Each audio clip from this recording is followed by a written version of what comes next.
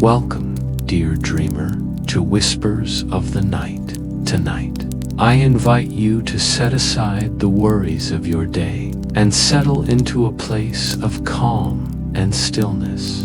This is where stories drift gently into your ears, guiding you softly toward rest and dreams. Before we begin, I'd love to remind you to subscribe to Whispers of the Night so you never miss another journey into calm, comfort, and sleep. Each story is woven carefully to bring you peace, like a lantern glowing quietly in the dark.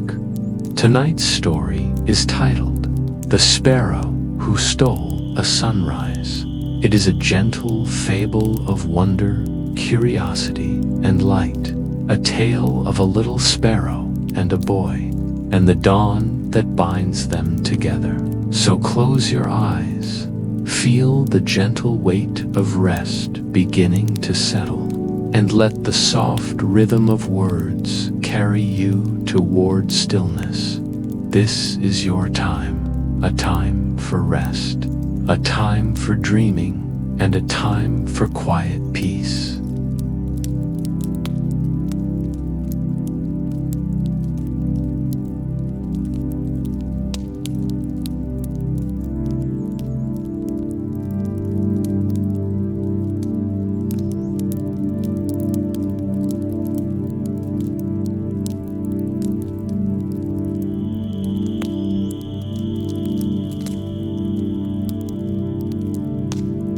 Before we begin our story, let us prepare the body and the mind for a journey into rest. Take a slow, deep breath in and then exhale gently, letting go of the weight you have carried through the day. Feel the air moving in and out like a tide, steady, calm, never hurried with your next breath. Notice the rise and fall of your chest. Each inhale brings a little more peace, and each exhale carries away tension, like leaves drifting on a quiet stream. Allow your shoulders to soften, releasing the tightness you might not have realized you were holding. Let them sink downward, heavy and warm. Feel the arms loosen, your hands resting calmly wherever they are. Fingers soft, unclenched, free. Now, bring your attention to your face. Soften the small muscles around your eyes, your jaw, your forehead. Let every expression fade away. You no longer need to hold anything here. Let your breath deepen, as though the world itself is breathing with you. Feel the length of your spine supported by the surface beneath you. Imagine it as a tall, strong tree, yet resting now, still and unmoving. From your back to your legs, let every part of your body grow heavier, as though sinking into a safe, quiet earth. Your legs rest with ease, your feet warm and still. Now picture yourself beneath a vast, starry sky. The night stretches above you like a velvet blanket stitched with silver light. Slowly, the stars begin to dim, one by one, like lanterns being gently blown out. The night grows softer, quieter, more hushed with every moment. Around you, the world is still. Imagine lying in a meadow of tall grass, the air cool and fresh. A soft mist curls around you, carrying the sense of dew and earth. The air is peaceful, unhurried. The whole landscape waits, just as you do, for the promise of morning. In the distance, the horizon glows faintly, a whisper of gold against the dark. It is the first breath of dawn, the gentle meeting of night and day. You watch it quietly, your body at ease, your mind drifting into calm, and with each passing breath, you sink deeper into this stillness, deeper into safety, deeper into peace. The story ahead will carry you gently toward sleep. The sparrow waits with folded wings, the boy sits with his flute, and the sun lingers just beyond the horizon. Soon their tale will begin. For now, let yourself rest in the quiet between night and morning, breathing slowly, deeply, peacefully, knowing that you are safe and that the light will rise again.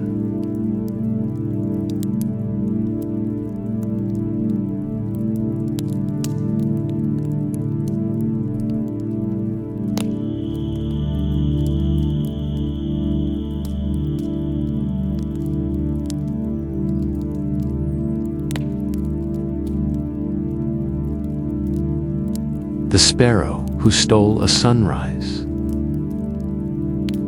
The boy who waited for the dawn.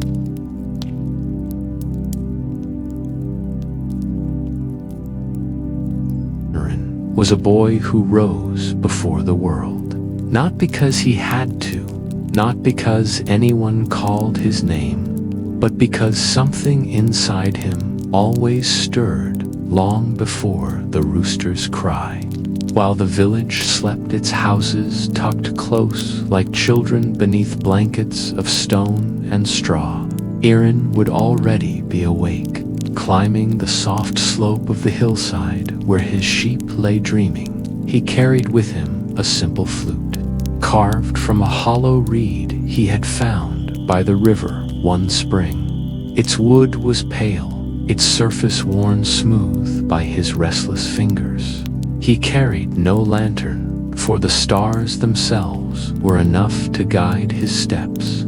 He carried no bread, for he did not think of hunger in those hours. What he carried most of all was a quiet expectation, as if each morning the sky itself had made him a secret promise, the promise of light. Arin believed that the sun rose for him, not for kings in their towers, not for the sea that glittered far away, not even for the tall mountains that split the horizon. Each dawn, when the first pale silver bent over the dark ridge, he felt as if the whole turning of the heavens had been written only for his waiting eyes. He never said this aloud. It would have sounded foolish to the men at the market or to the women drawing water at the well. But in his chest, the belief glowed like a coal that never cooled. The hillside was quiet at that hour, so quiet that even the trees seemed reluctant to stir. The sheep lay curled in small white heaps, their breath clouding faintly in the cool dark. A faint wind carried the smell of wild thyme and damp earth, but the world was still mostly folded in shadow. Arin would sit on a familiar rock, flat and wide, the stone polished by his presence morning after morning. He placed the flute across his knees and tilted his face upward, waiting for the eastern edge of the sky to soften. There was always a moment when he wondered, will it come today? Will the dawn remember? What if the light forgets? It never did. From the blackness, a thread of silver. From silver, a wash of pale blue. From blue, the first streaks of pink, spreading like brushstrokes across a canvas too large for any hand to hold. The boy's chest always lifted then, the way a bird lifts before flight. The notes from his flute were simple, hesitant things, no grand melody, just wandering phrases, small circles of sound that rose like breath into the air. The sheep never stirred, the trees listened, and in his imagination, the light itself bent closer to hear. Below the hill lay the village.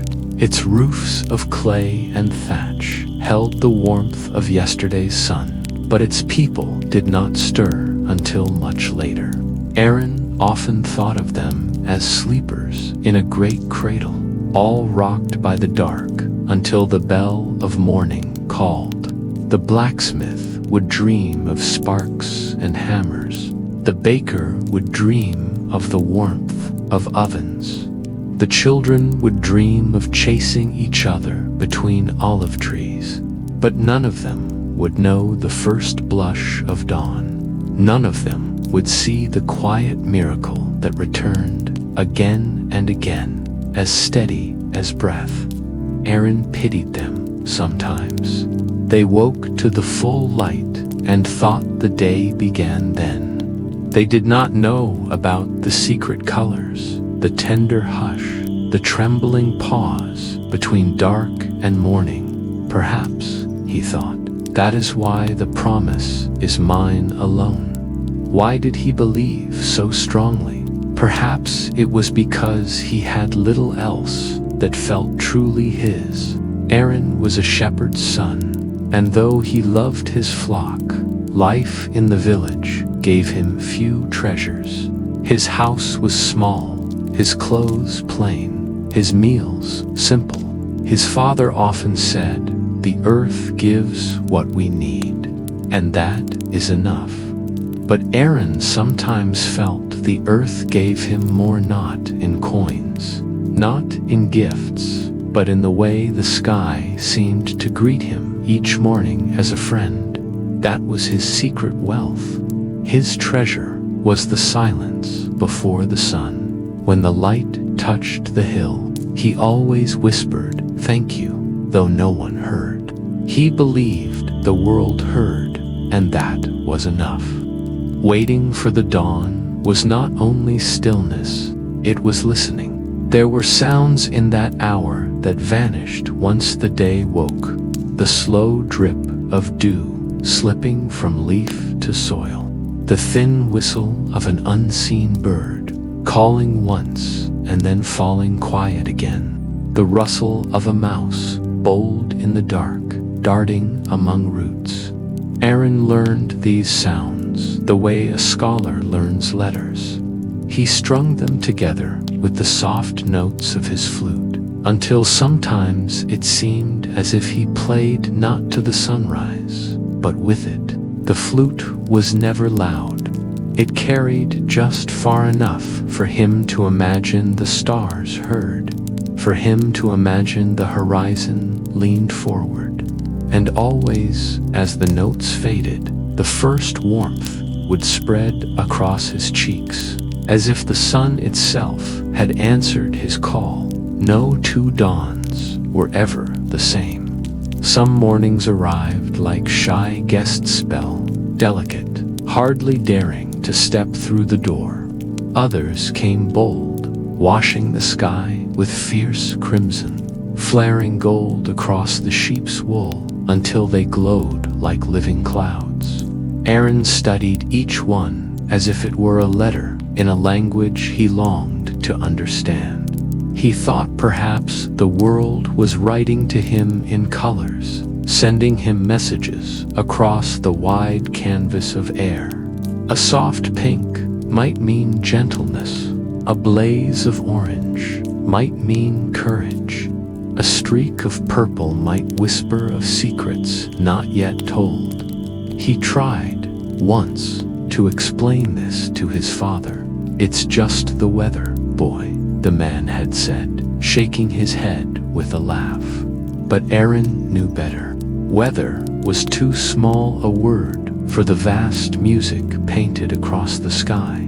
There were days when Arin felt lonely, days when he wished another child would wake as he did, climb the hill, sit beside him, and see what he saw. But none ever did. And so he thought of the light as his companion. He imagined it spoke in a tongue too grand for human ears. He imagined it bent around the curve of the earth, not only to warm fields and rivers, but to find him, a shepherd boy with a reed flute and quiet eyes. The thought made him stand taller, even when his feet were bare and cold. It made him hum as he walked among the sheep. It gave him patience when the work was long, because he knew the light would return. It always returned. One morning, the sky lingered longer in darkness than usual. Arin sat, flute in hand, watching the east with a furrowed brow. The sheep shifted in their sleep. The stars burned bright, refusing to dim. For a moment, fear pricked his chest. What if the light had grown weary? What if the promise was broken? He lifted the flute to his lips and played, softly at first, then more surely, notes winding like smoke. He poured into the melody all the gratitude he had carried, all the wonder, all the belief that the dawn belonged to him and he to it. And then at last the silver edge broke the horizon. Arin laughed, a sound only the grass and stones heard. He whispered, "I knew you would come." And for the briefest instant, it seemed to him that the colors flared brighter, as if answering. The village would never know how faithfully he kept this ritual. They would only see him later in the day, driving sheep, carrying bundles of sticks, running errands for his mother.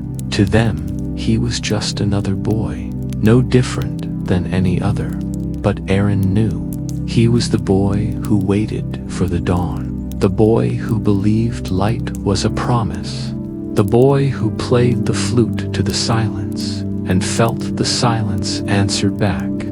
And though he was young, he sensed this truth. Some promises are not written in words or carved in stone. Some are written in the sky, in the turning of the earth, in the unfailing return of morning after night.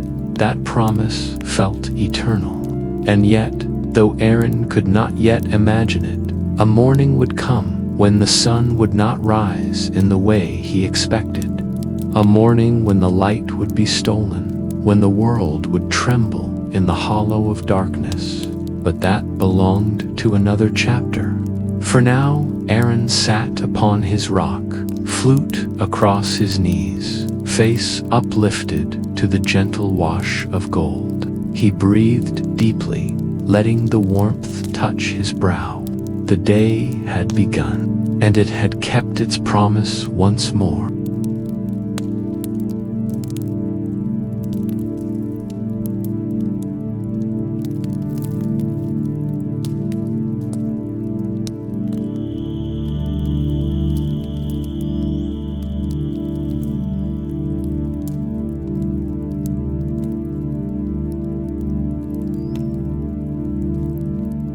Solin, the restless sparrow.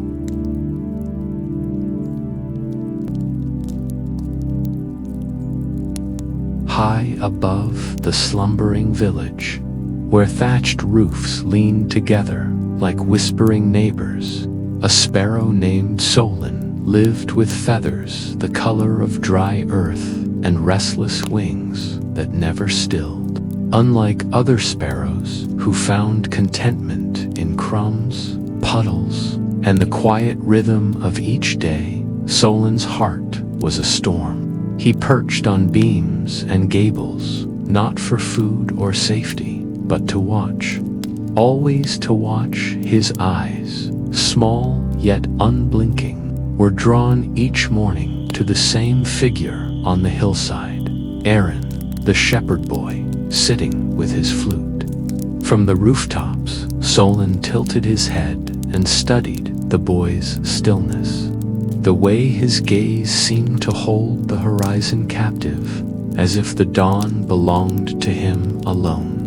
Why should he, Solin chirped under his breath, sit and receive the light's promise?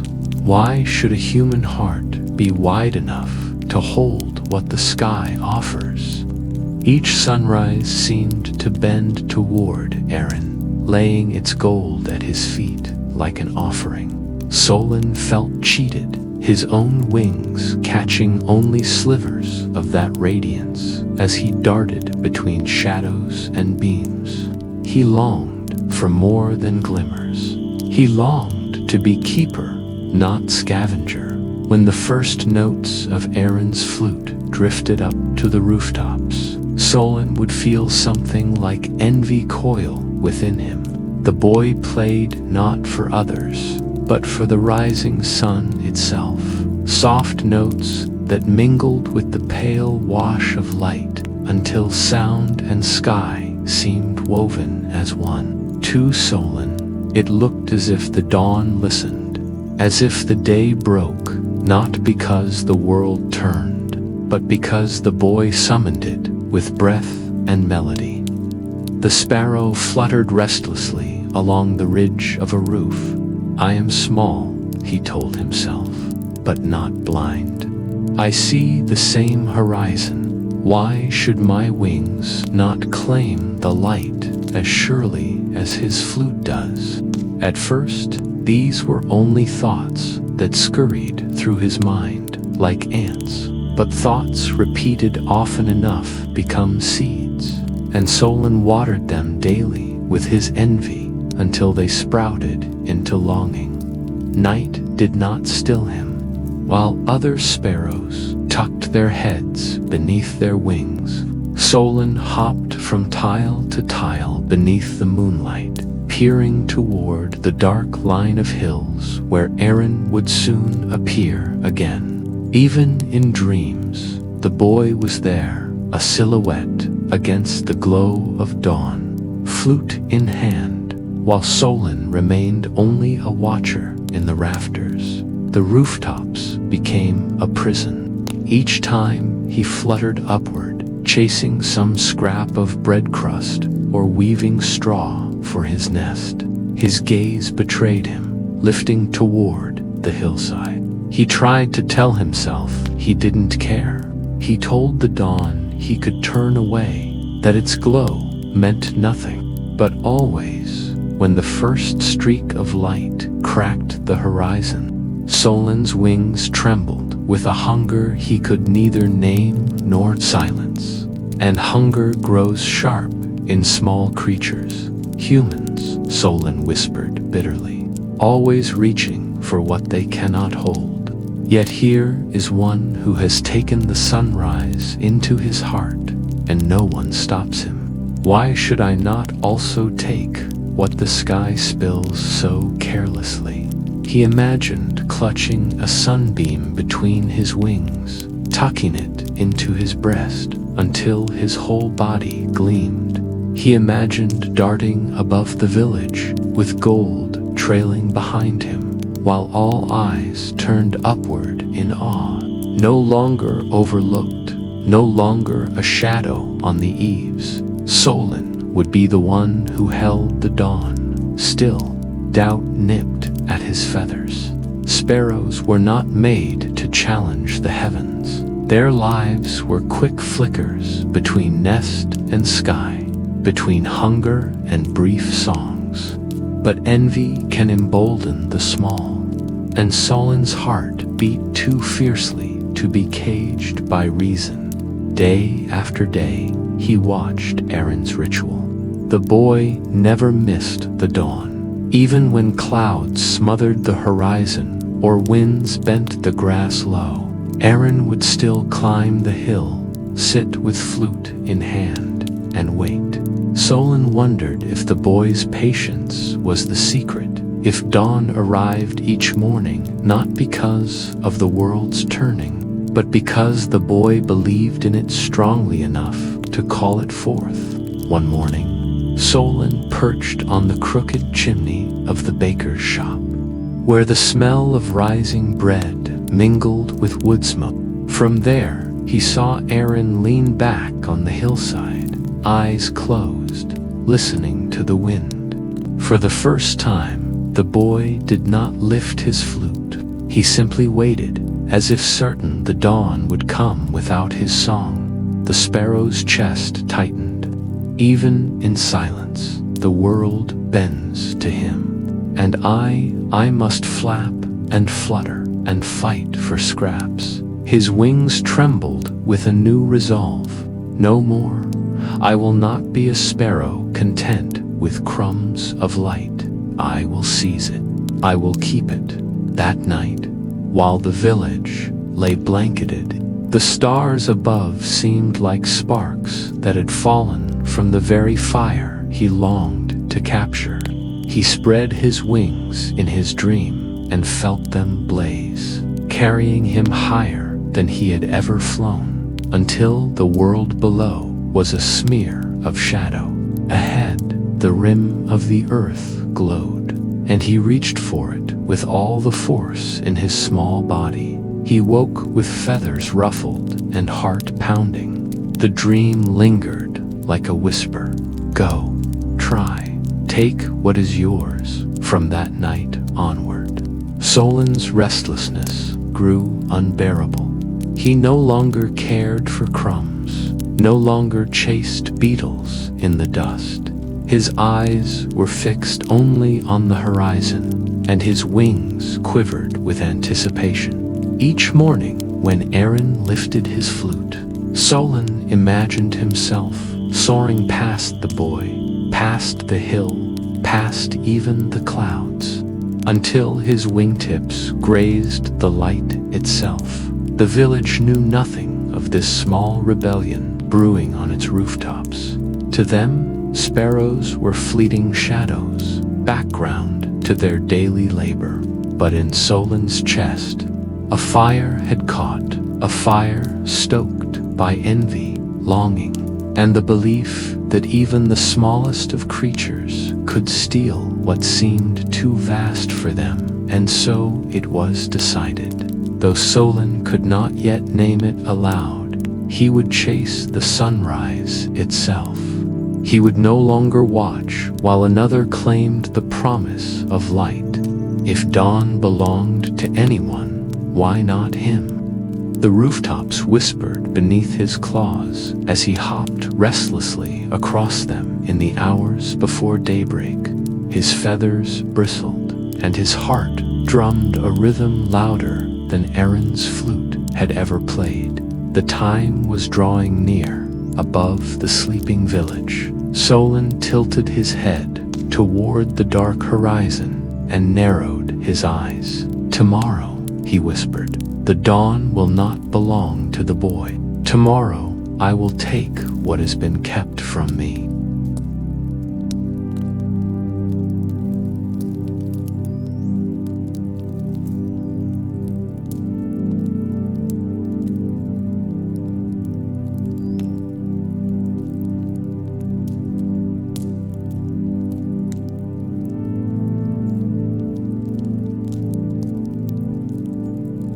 The chase for light.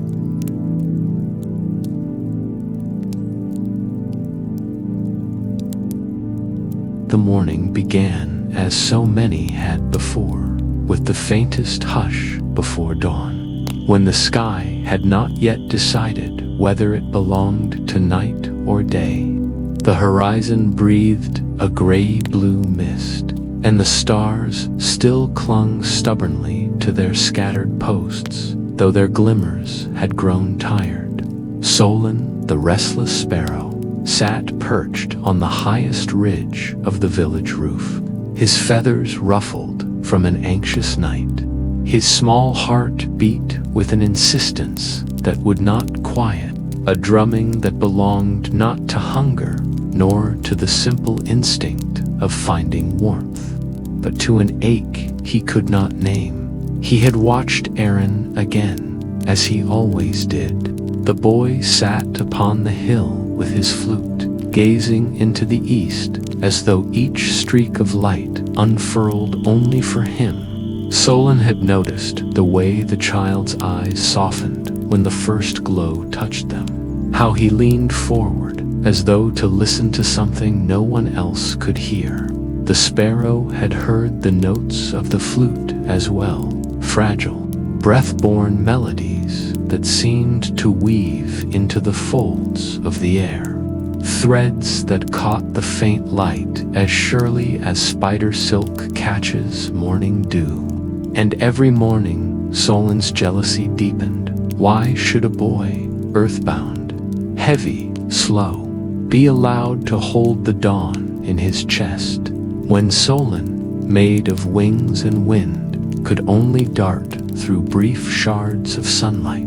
Why did light not belong to him, the quick and feathered one? That morning, something within him shifted. The thought hardened, sprouted claws, refused to be brushed away.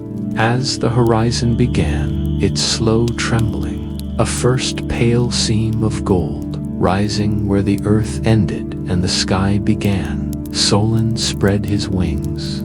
His feathers quivered with resolve. If Arin could claim the sunrise in spirit, then Solin would claim it in truth. He leaped into the half-dark, his wings slicing the chilled air, his tiny body trembling with urgency. Below, the village slumbered, its chimneys silent, its fields veiled in dew. The world was still asleep, but Solin was awake, and his eyes, sharp as beads, fixed upon the east, where the first ember of light broke free. The sun's rim cracked against the horizon, spilling its tentative glow. Solin darted forward, beating his wings harder than he ever had before. The air grew strange, heavier, brighter, as though it resisted him, but he pressed on, cutting across currents, chasing that newborn glimmer. With each wing beat, the light brightened, and with each brightening, Solin's hunger grew. He darted higher, then lower, then straight into the blaze, a small shadow trying to pierce the growing brilliance. He told himself he was not afraid, though his heart hammered so quickly he thought it might burst. The sky was alive around him. Colors shifted in layers, pale rose, molten amber, faint violet melting into the deep blue that still clung to the west. It was not merely air he flew through, but a tapestry unraveling before his wings, and threaded through it all was light, flowing, pulsing, escaping faster than he could fly. Then it happened. The sun, in its generosity or in its folly, let slip a single loose filament of gold. It hung there, fleeting and fragile, like a strand of hair tugged from some cosmic head. Solin gasped, though no bird has words for such awe, and with a reckless dive, he tucked his wings, spinning, spiraling, until he reached it. He struck the strand with his wingtip, and to his astonishment, it clung. The thread of light wrapped itself along his wing, shimmering as though woven into his very feathers. For one stunned moment, he hovered mid-air, unable to believe it. He had done it. He had taken the light itself, stolen it away from the endless sky. The warmth sank into him, glowing through his body until even his eyes seemed lit from within. He spread his wings wide, and the strand stretched with him, thin and burning, like a ribbon trailing through the dawn. But joy quickly tangled with fear. The thread tugged at him, pulling him upward, as though the sun had noticed its missing piece and sought to reclaim it. Solin flapped desperately, struggling to steady himself. Each beat felt heavier, as though light weighed more than shadow. The world beneath him, the fields, the rooftops, the hill where Arin sat, blurred into a dark smear. Still, he refused to let go. This was his prize, his proof that he was more than a small, unnoticed bird. The boy might watch the sunrise and smile, but Solin would carry the sunrise itself. He darted wildly, wings trembling with the strain of holding something so vast. The thread shivered, hummed with an energy that seemed both alive and endless. Solin's feathers grew hot where it touched them, and a faint smoke seemed to rise, as though the sparrow had become part of a tiny flame. The air crackled around him, sending ripples across the morning breeze. The higher he flew, the stranger the air became. Winds pressed against him from all directions, warm and cold currents colliding as though the sky itself sought to push him back. At times, he felt as though he were flying not through air, but through a vast, invisible sea. His wings ached, his breath came ragged, yet the golden filament bound him still, dazzling and merciless. Below, on his hillside, Arin lifted his eyes in surprise. He had been playing his flute softly, letting the first light guide his melody, when he noticed something strange, a bright flicker darting across the sky. Too sharp, too alive to be a star, too radiant to be a mere bird. He shaded his eyes with his hand, heart quickening. Could it be that even the sparrows had begun to chase the dawn? The boy's music faltered. He lowered his flute and stared in silence. What he saw was not merely a bird, but a being half shadow, half fire, trailing light like a comet. Something within him whispered that it was wrong, that no creature should hold fire so raw. Yet another part of him, the part that longed for mysteries, thrilled at the sight. Solin did not notice Arin's gaze. His mind whirled, drunk on triumph, dizzy with fear. He darted higher still, circling madly, the strand of gold whipping like a banner behind him. Yet the more he flew, the more the sun seemed to tug, as though each motion only bound him tighter to the sky. He tried to call out, though no song emerged, only a ragged chirp torn from his throat. The light had a voice of its own, whispering in cracks and sparks, a murmur so immense it rattled through his bones. It told him he was too small, too fragile. It told him the dawn was not something to own. But Solin clenched tighter, wings quivering, eyes burning against the brightness. At last, exhausted, he plunged downward, dragging the strand with him. It trailed like a burning rope across the air, scattering sparks that winked and died before they touched the ground. He landed hard upon the ridge of the highest roof, chest heaving, feathers smoking faintly. The strand dimmed but did not vanish, curling faintly against his wing as though it had grown roots. Solin shuddered, both elated and terrified. He had what no bird had ever dared, a piece of the sun itself. He flexed his wings, and the strand shimmered, casting golden reflections across the rooftop tiles. The light slid across the walls and windows below, waking the village houses before their time, throwing bright patches on closed shutters dot in the fields. Cattle shifted uneasily. A dog barked once, confused, then fell silent. Even the trees seemed unsettled, their leaves trembling though no wind stirred them. It was as if all of nature sensed that something had been disturbed, some balance nudged out of place below him. Arin still watched, his flute silent in his lap. He had seen it clearly now, the sparrow that carried light, his breath caught in awe, but also in dread, for he sensed in the pit of his stomach that something was wrong. The sun did not give away its fire without cost. Solin, though weary, lifted his head proudly. Let them all see. Let the boy, the villagers, even the sky know. He was no longer a small and forgettable bird.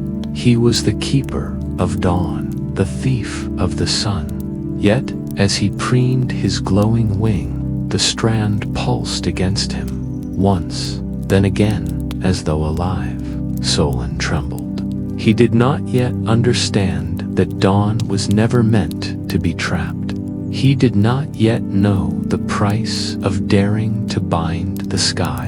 And so the sparrow rested, trembling on the rooftop, his wing burning with stolen light, while the boy on the hillside stared in silence. Between them, the first day of a new story stretched wide and unbroken, golden and dangerous, promising wonder and sorrow both. The chase was over, but its consequences had only begun.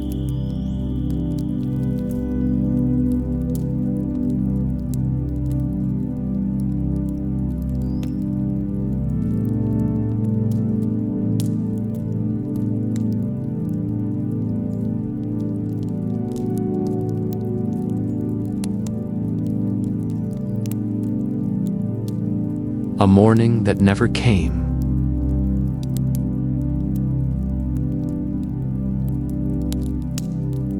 The boy awoke, as he always did, stirred not by the cock's call or the hum of voices in the village, but by that inward tug that told him the night was nearly over.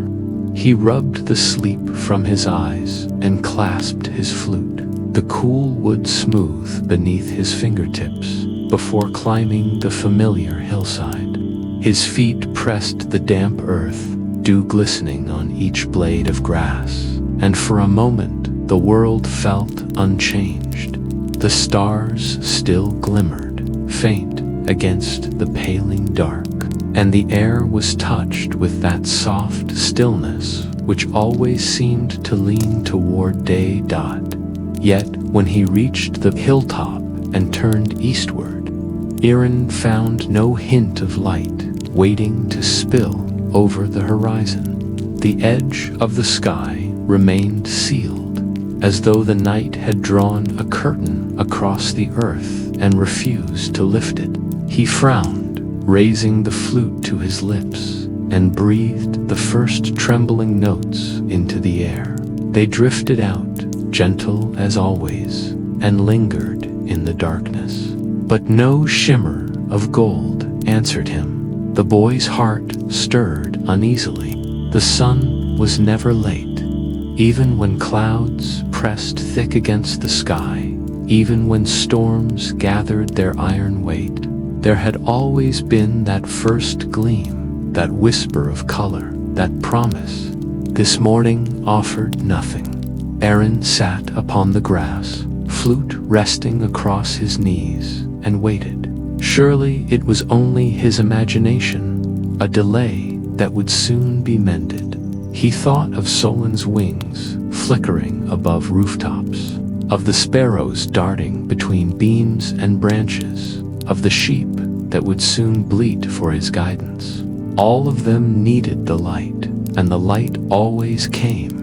But the darkness lingered. The air grew heavier, not brighter, and even the stars seemed reluctant, winking out as though ashamed to witness what had been forgotten. A silence spread through the village below. Arin could hear it, doors opening, tentative footsteps upon stone, voices hushed with confusion. The baker, who rose before dawn to tend his ovens, stood at his doorway with arms folded, staring upward. The shepherds, who led their flocks out into the meadows, hesitated at the gates, for the sheep stumbled nervously without the guidance of morning. The boy pressed his palms into the earth. Even the flowers remained clenched, petals sealed against the light that did not arrive.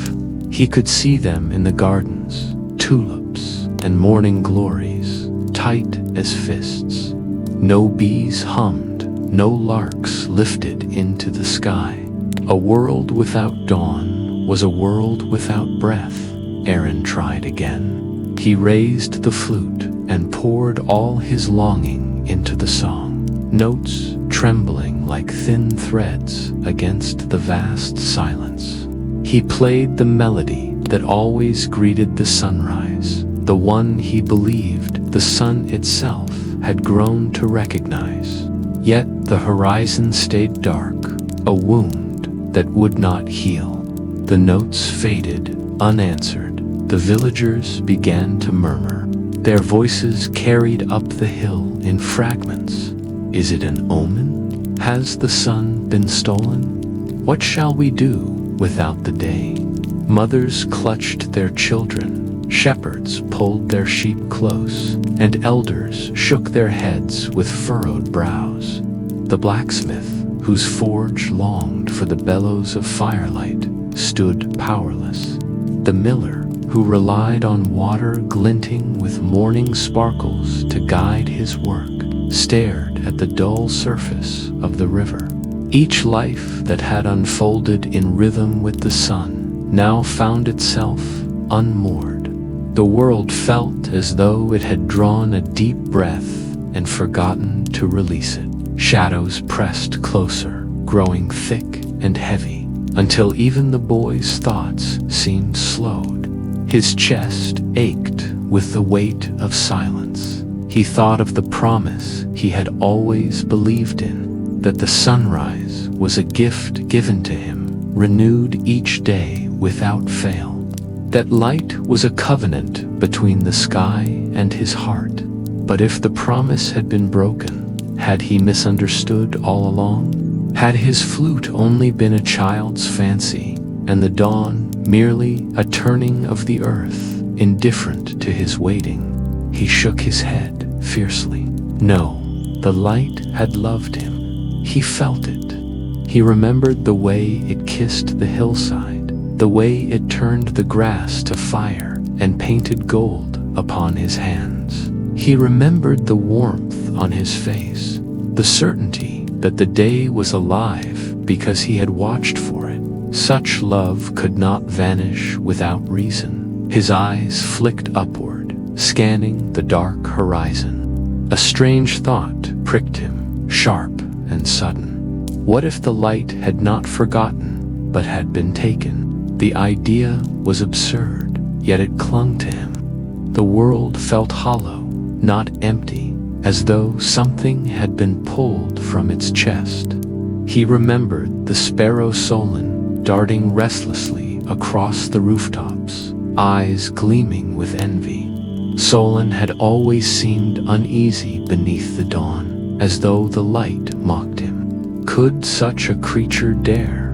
The boy's fingers tightened around his flute.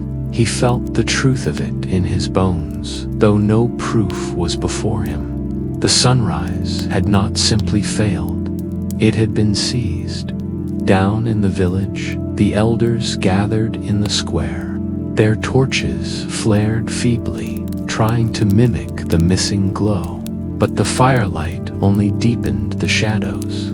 The world cannot live without dawn, one whispered. The crops will wither, the rivers will sour, our children will grow afraid. They spoke of omens, of angered gods, of punishments and curses.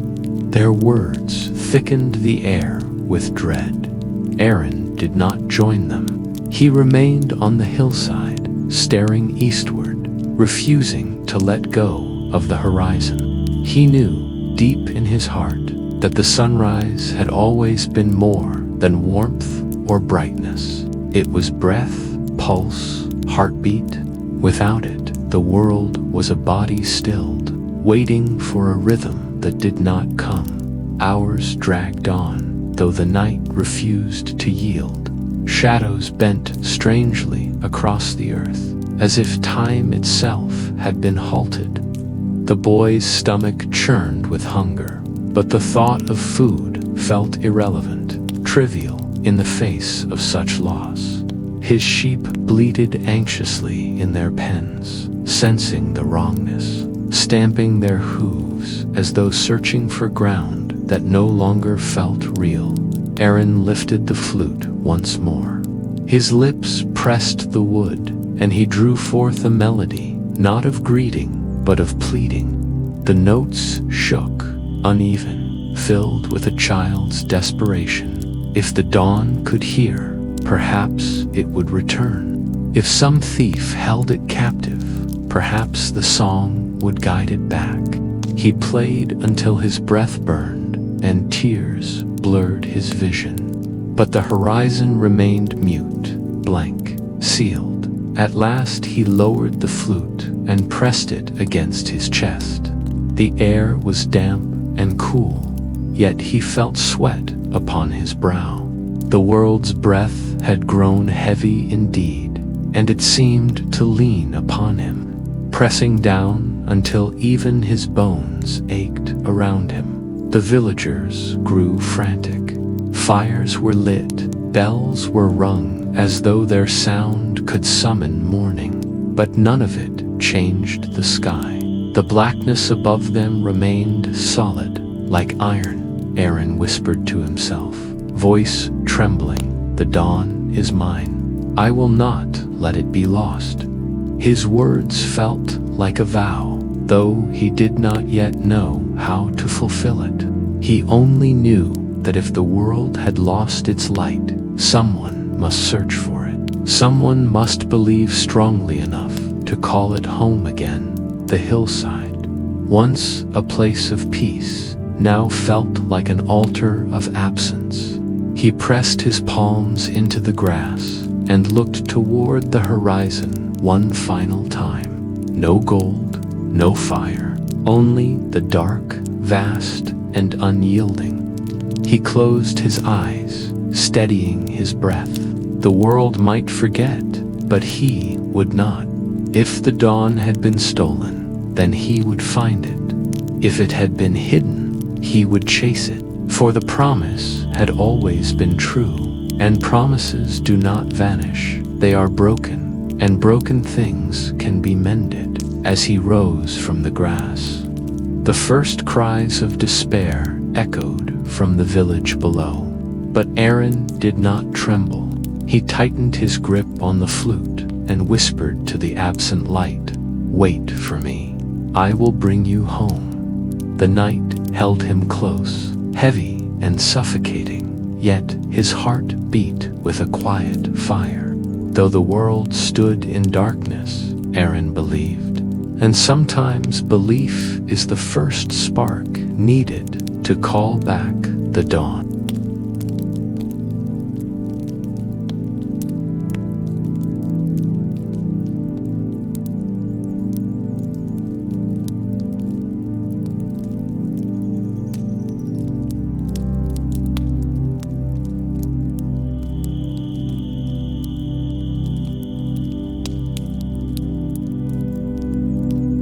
The Boy and the Sparrow.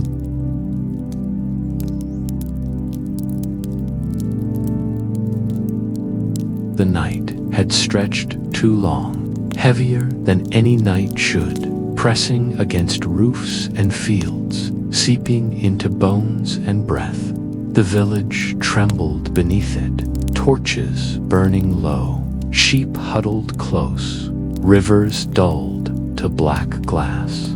But Arin, carrying his flute, did not turn back toward the safety of home. His feet carried him into the deeper dark, guided not by sight, but by something stranger, an instinct tugging in his chest, as though the silence itself whispered where the missing dawn could be found. He walked past the silent mill, its wheel creaking without sparkle on the water. He passed the gardens, where flowers clenched their petals tight. The air smelled faint, as though the earth had forgotten its own breath. Still, Arin pressed onward, the flute warm in his hands. Each step carried him closer to something he could not yet name, but felt as surely as he felt his own heartbeat. And then he saw it. a quivering glimmer in the shadows between two barns. At first, it seemed no more than torchlight caught in a puddle, but the glow throbbed, soft and golden, spilling out in uneven pulses, as though struggling against a cage too small for it. Arin's breath caught. He knew that glow. It was not fire, nor star, nor dream. It was the missing dawn. He drew closer, heart hammering, and there in the dust he found Solin. The sparrow crouched low, feathers ruffled, wings trembling as though a storm had taken root inside him. His chest glowed faintly, not with health but with burden. For beneath his wings a thread of captured sunlight pulsed and flickered, straining to escape. Each beat of Solin's heart seemed to dim the light further, as though it scorched him from within. The sparrow's eyes lifted, wide and afraid. He did not look proud or triumphant, as Arin had imagined a thief of the dawn might appear. Instead, he looked weary, overwhelmed, caught in a struggle too vast for his small frame. His beak opened as though to speak, but only a trembling chirp escaped. Thin and broken, Arin knelt, setting the flute gently upon his knees. He could have shouted, could have cursed the bird for daring to steal what belonged to all. The village behind him was suffering, the flowers withering, the sheep wandering blind. And yet, as he looked at Solin, no anger rose within him. He saw not a villain, but a creature undone by his own longing. The boy thought of all the mornings he had watched the sparrow on the rooftops, wings restless, eyes fixed upon the horizon. He remembered the glint of envy, the flicker of hunger in those tiny eyes. Now he understood. Solin had not wanted to destroy the dawn. He had only wanted to hold it, to be seen, to believe that even something small could keep a promise as vast as the sky. But the light was not meant for cages. It pressed against Solin's fragile feathers, trying to escape, and the sparrow quaked beneath its weight. What he had taken out of longing now threatened to consume him. Arin lifted the flute to his lips. He did not speak. 4 words felt too sharp, too narrow to hold the truth of what he wished to share. Instead, he breathed into the wood, and the first note rose, trembling and low.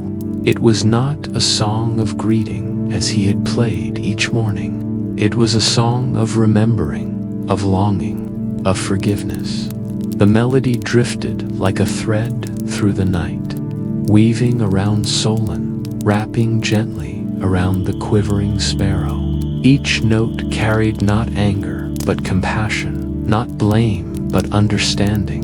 Arin's breath shaped the sound into something soft and sorrowful, telling the sparrow that the light was never meant for one alone, but for all who woke, for all who waited, for all who believed. Solin's wings stilled, his trembling lessened as the melody seeped into him, not as a command, but as a balm. His chest rose and fell, and with each rise, the glow beneath his feathers seemed to ease, softening its frantic pulse.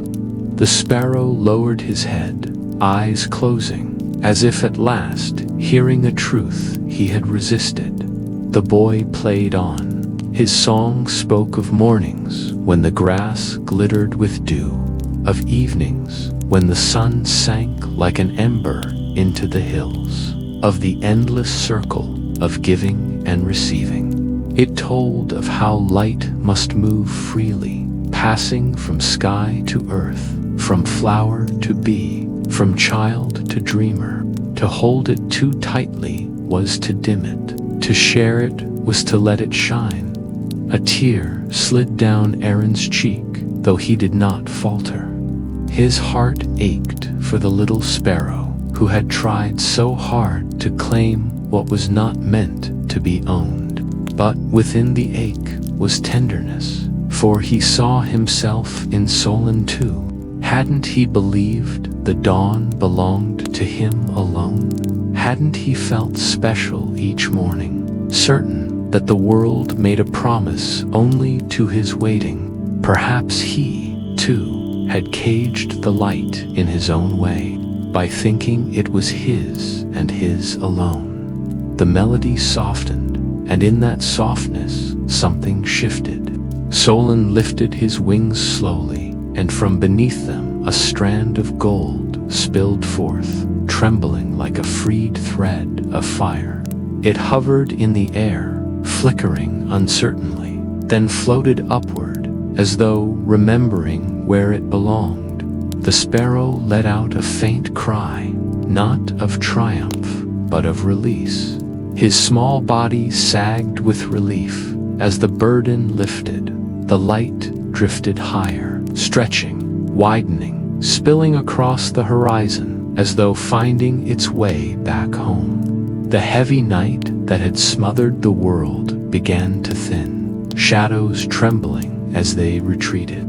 Arin lowered the flute, watching as the first hint of dawn unfurled across the sky. Solin remained crouched, feathers dull with exhaustion, eyes dim with shame. He turned his head away from Arin, as though expecting blame at last. But the boy reached out a hand, palm open, fingers steady. "It is not yours to carry alone," he whispered softly, though his voice was barely louder than the breeze. "It never was. But neither is it mine. It belongs to us all." The sparrow hesitated, then hopped closer, pressing his small claws against the boy's fingers. His eyes shimmered with something unspoken, gratitude, sorrow, perhaps both.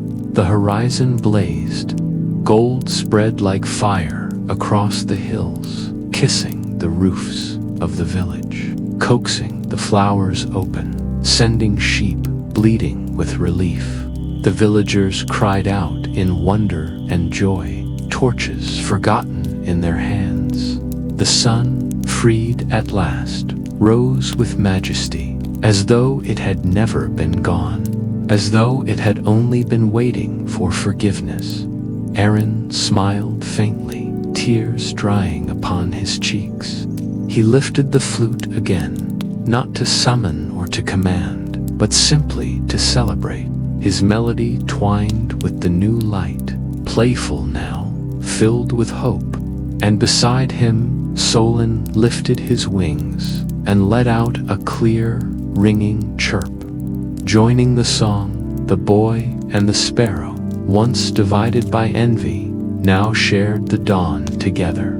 The light bathed them both, and for the first time, Solin did not feel it slipping from his grasp. He did not need to cage it, for it touched him freely, just as it touched the boy, just as it touched the world.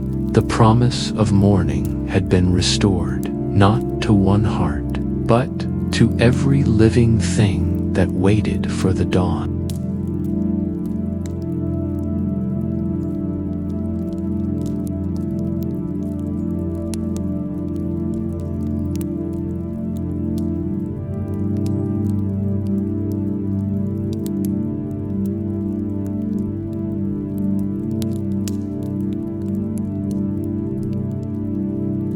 The sparrow who gave back the morning.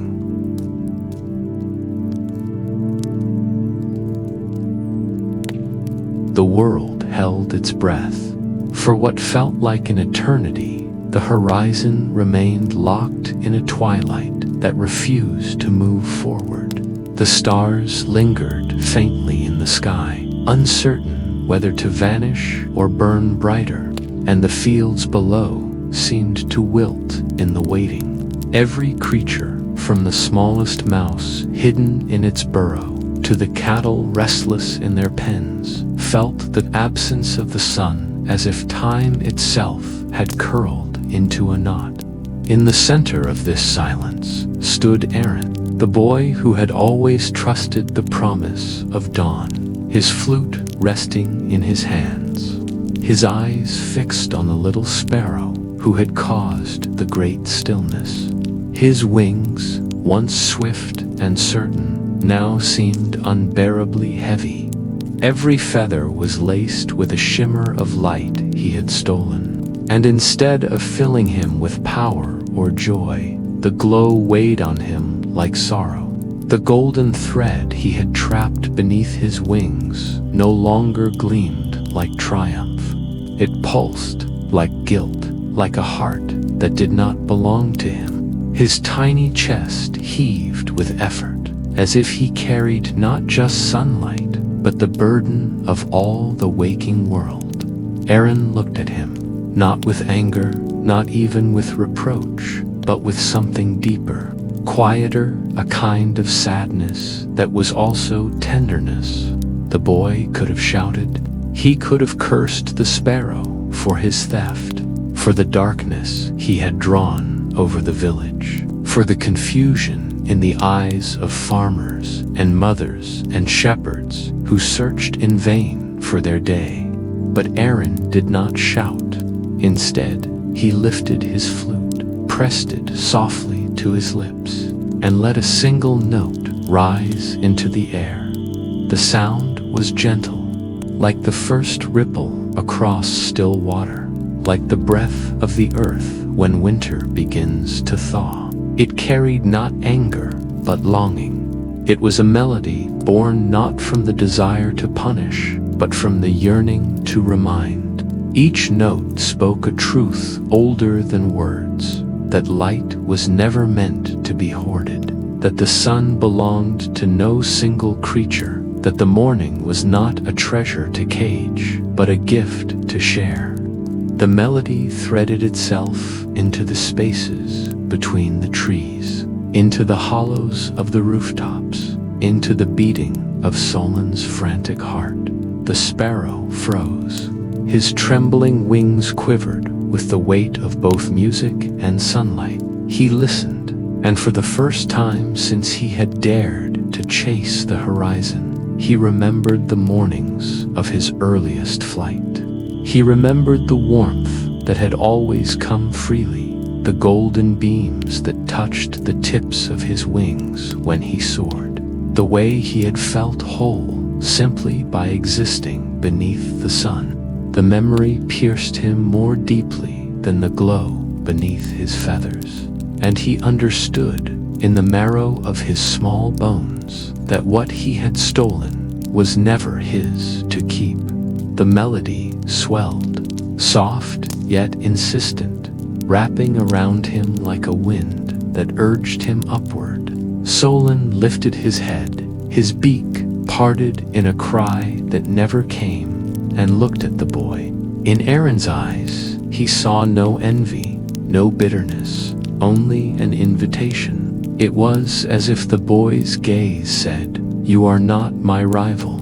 You are part of this dawn as much as I am. Give it back, and you will not lose. You will belong." With a shiver that ran from his claws to the tip of his tail feathers, Solin spread his wings. The golden thread pulsed once more, bright and alive, and then, with a motion both trembling and brave, he loosened his hold. The light leaped from him like water breaking free from a dam, spilling upward and outward in a cascade of brilliance. Rays burst across the horizon, spilling over the hills, igniting the roofs of the village, brushing the sheep in the meadows with sudden warmth. The earth exhaled, and time seemed to move again. Dawn returned, but not as it had before. It was brighter, clearer, more vivid, as if it had been pressed into the forge of darkness and emerged sharpened and pure. Flowers that had been curled shut opened with such suddenness that dew, scattered into the air like diamonds. Shepherds blinked in astonishment as their lost paths unfolded before them. Children ran from their homes, their laughter carrying upward like bells ringing in gratitude. The world was alive again, and every living thing seemed to rejoice. Arin lowered his flute, the melody complete. His lips curved into a smile, not wide, not triumphant, but calm, like the smile of someone who has seen a promise kept. He had not forced the sun's return, nor commanded it, nor begged for it. He had only reminded the sparrow, and perhaps the world, of what was already true. The music of the morning was not his to create, only to remember. Solin hovered in the air, his feathers lighter than they had been in many dawns. The glow was gone from beneath his wings, yet he did not feel lesser. On the contrary, he felt freer, as though he had shed not just stolen light, but a shadow that had clung to him. He circled once above Arin's head. Would the boy forgive him? Would the world forget his folly? Would dawn ever trust him again? But Arin only lifted his gaze, still smiling, and gave a small nod, as if to say, "It is enough. You are enough." The sparrow landed softly on the grass near the boy, his claws curling into the earth. For a moment, they sat in silence, the boy and the bird, surrounded by the golden flood of the morning. They did not need words to bridge the space between them. The flute lay quiet across Arin's lap, but its music still lingered in the air.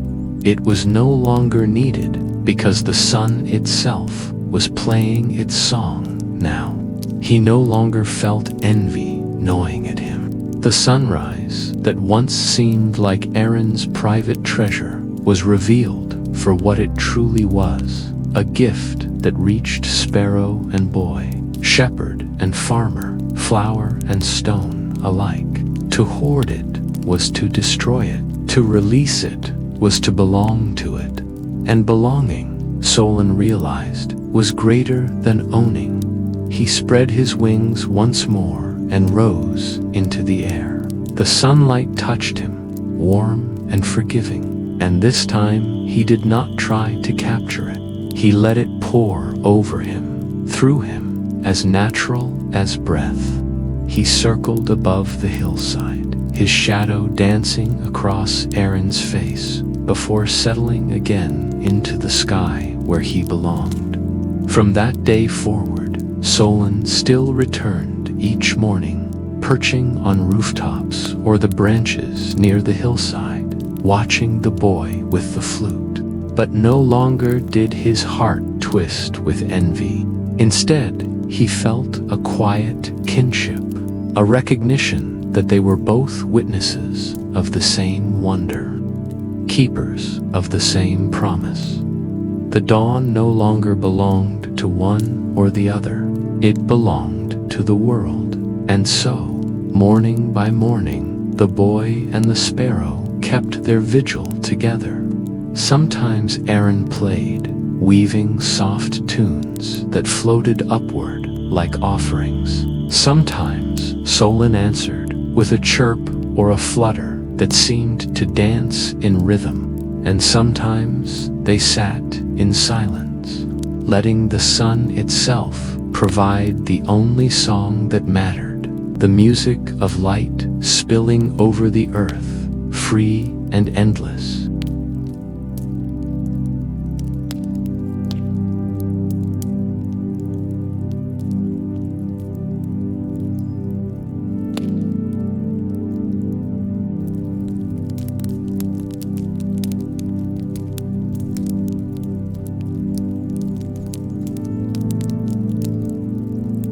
Thank you for joining me tonight for the sparrow who stole a sunrise.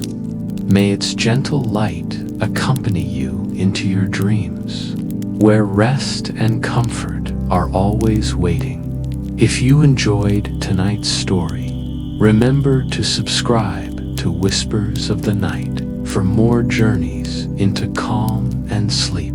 Until we meet again, may your night be soft, your dreams kind, and your heart at peace.